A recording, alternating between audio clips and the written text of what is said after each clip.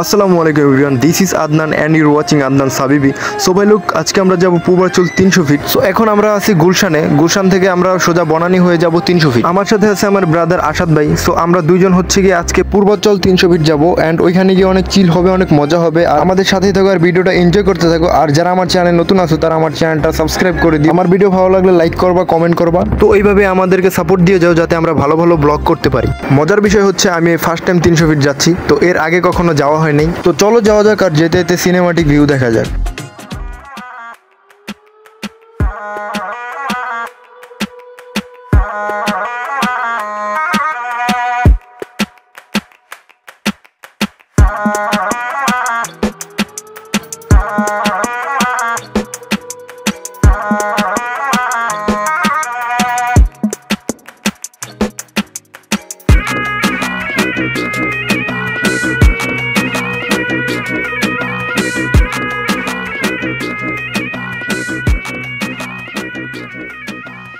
তো গাইস, আমরা দীর্ঘ সময় জার্নির পরে আমরা এসে নামলাম রাজক কুড়িল ফ্লাইওভারের এইখানে।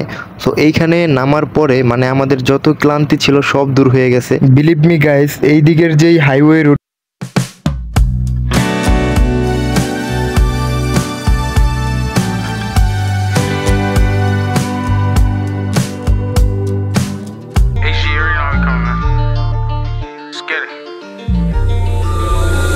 It's lit.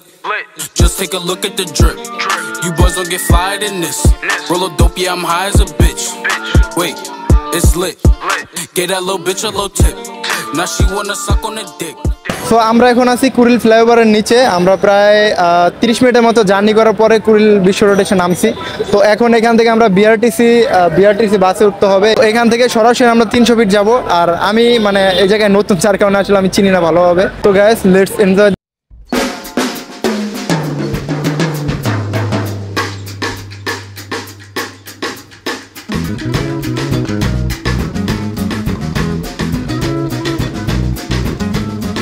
আমরা 300 ফিট চলে আসছি। জায়গাটা খুবই সুন্দর। এখানে আসার পর আসলে মনটা ভালো হয়ে গেছে। তো এই জায়গাটা আগে যখন হাইপ ছিল, এখন অবশ্যই ওই হাইপটা নাই। তো এখন এইদিকে আসছি, আসার পরে দেখতে যে মানে জায়গাটা খুবই সুন্দর একটা জায়গা। এইদিকের যে ভিউটা, ঠিক আছে, 300 ফিট মানুষ যেখানে উঠে ফটোগ্রাফি করে, ওই জায়গা থেকে মানে পুরো যেই হাইওয়ে রোডটা পুরোটাই জোস লাগতেছে আমার কাছে। মানে এক কথায় অসাধারণ একটা রাস্তা। এখানে যদি আপনারা না আসেন তাহলে আসলে বুঝবেন না। এখানে যদি মন খারাপ থাকে আপনাদের, তাইলে এখানে আসলে আমি আশা করতেছি মন ভালো হয়ে যাবে। ঠিক আছে, অনেক সুন্দর একটা রাস্তা। তো ভিডিওটা দেখতে থাকেন আর এনজয় করতে থাকেন। Lights, camera, action.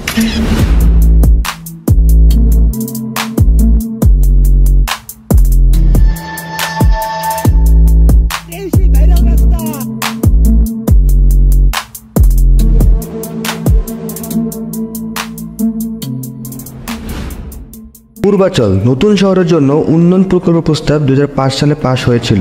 300 কোটি টাকার সংযোগ সড়ক নির্মাণ করে রাজুক। এ প্রস্তাবে 8 লেনের এক্সপ্রেসওয়ে কথা বলা হয়েছিল, কিন্তু তহবিল স্বল্পতার কারণে 2013 সালে 4 লেন সড়ক দিয়ে এক্সপ্রেসটি পরিকল্পনা শুরু করা হয়। ওই পরিকল্পনায় কুড়িল থেকে বালু নদী পর্যন্ত সংযোগ সড়ক দুই পাশে 100 ফিট খাল নির্মাণের ব্যয় উল্লেখ করা হয়েছিল 5,287 কোটি টাকা। প্রকল্পের বাজেট সংশোধন করা হয়েছে 10,330 কোটি টাকায়। নকশা অনুসারে খাল নির্মাণের জন্য 300 ফুট সড়কের বদলে নির্মাণ করা হয়েছে 235 ফুট। কিন্তু এক্সপ্রেসওয়েটি রাজুকের পরিবর্তে বাংলাদেশ সেনাবাহিনী পুনর্নির্মাণের সিদ্ধান্ত নেয়। বর্তমান সময়ে সোশ্যাল মিডিয়াতে এই জায়গাটি খুবই জনপ্রিয়, যা এক কথায় ভাইরাল প্লেস হিসেবে বলা যায়। এই 300 ফিট হাইওয়ে এক্সপ্রেসে না আসলে বোঝাই যাবে না বাংলাদেশ সরকার এত সুন্দর রাস্তা তৈরি করেছেন।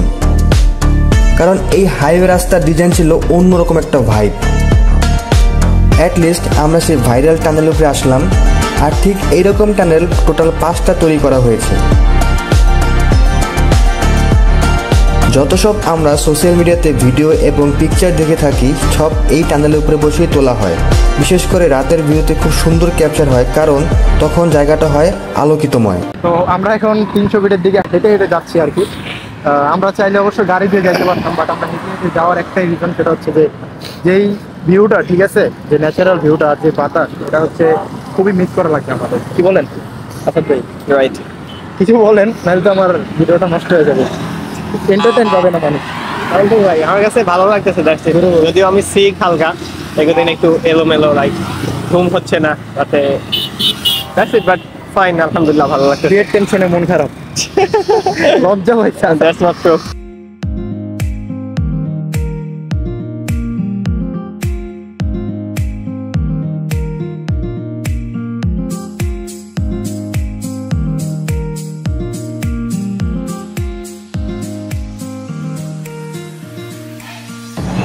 তো আসাদ ভাই, আপনি আপনার পাত্রী এখান থেকে খুঁজে নেবেন, এখান থেকে একদিন হচ্ছে আপনার জন্য পাত্রী রেডি হয়ে যাবে, আর কি সিলেক্ট করা হবে। তো আপনি আপনার জন্য কিছু বলতে পারেন?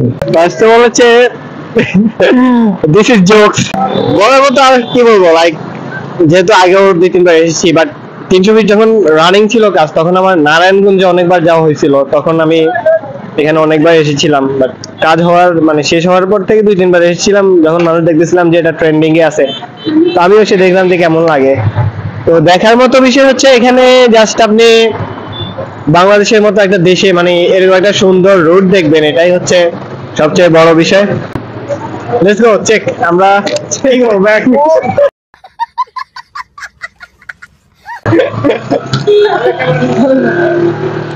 কিসে কিসে তো গাইস, আমরা দুষ্টামি করতেছিলাম, আমার হাতে ক্যামেরা ছিল, হঠাৎ করে আমার বুকের মধ্যে এমন ব্যথা মারছে যা খুবই কষ্টকর ছিল। সো এরকম ব্যথায় অনেক সময় মানুষ মারাও যায়। আমার এই সমস্যাটা মোটামুটি অনেক আগে থেকেই, তখন আর কি খুবই খারাপ লাগছিল, যার কারণে আমরা ঠিকভাবে কন্টিনিউ করতে পারিনি তখন। তো গাইস, আপনারা আমার জন্য দোয়া করবেন যেন আমার এই বিপদ না থাকে, আমার এই অসুস্থতা থেকে যেন আল্লাহ তাআলা আমাকে মুক্তি দিয়ে দেয়। তো চলেন আমরা কিছু 300 ফিটের সিনেমাটিক ভিউ দেখে আসি।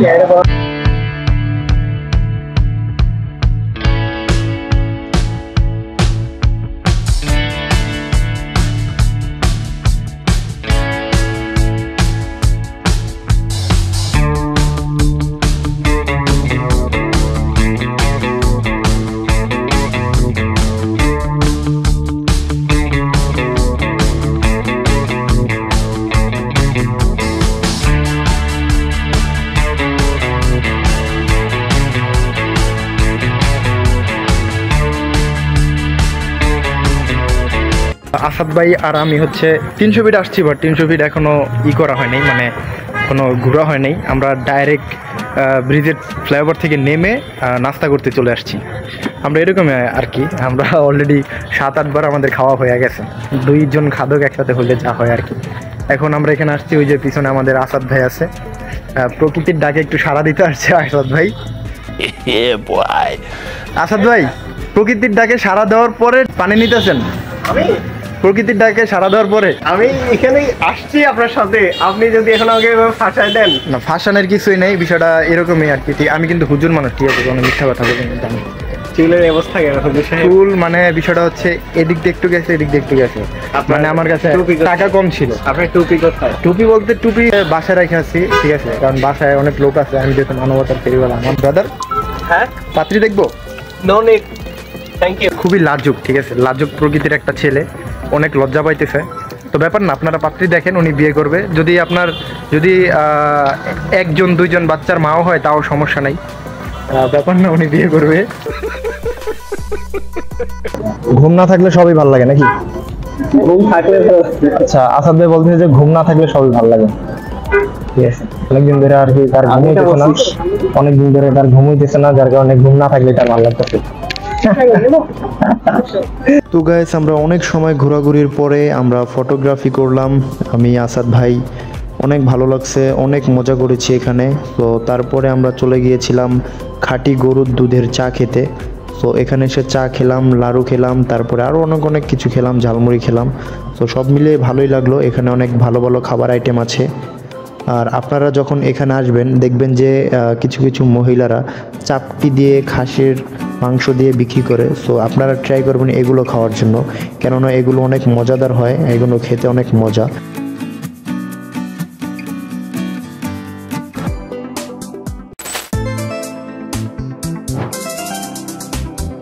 তো গাইস এই ছিল আজকে আমাদের ব্লগ। সো ব্লগটা কেমন হয়েছে সবাই কমেন্টে জানাবেন, অ্যান্ড যারা আমাদের চ্যানেল নতুন আছেন তারা অবশ্যই চ্যানেলটা সাবস্ক্রাইব করে দিবেন। তো আজকের জন্য এখানেই যাচ্ছি, আজ যাচ্ছি তো যাচ্ছি না, আবার আসতেছি আপনাদের মাঝে নতুন কোনো ব্লগ নিয়ে। সেই পর্যন্ত আপনারা ভালো থাকুন, ভালো রাখুন, বন্ধু হতে বিরত থাকুন, দিনের পথে থাকুন, ইসলামের পথে থাকুন। আসসালামু আলাইকুম।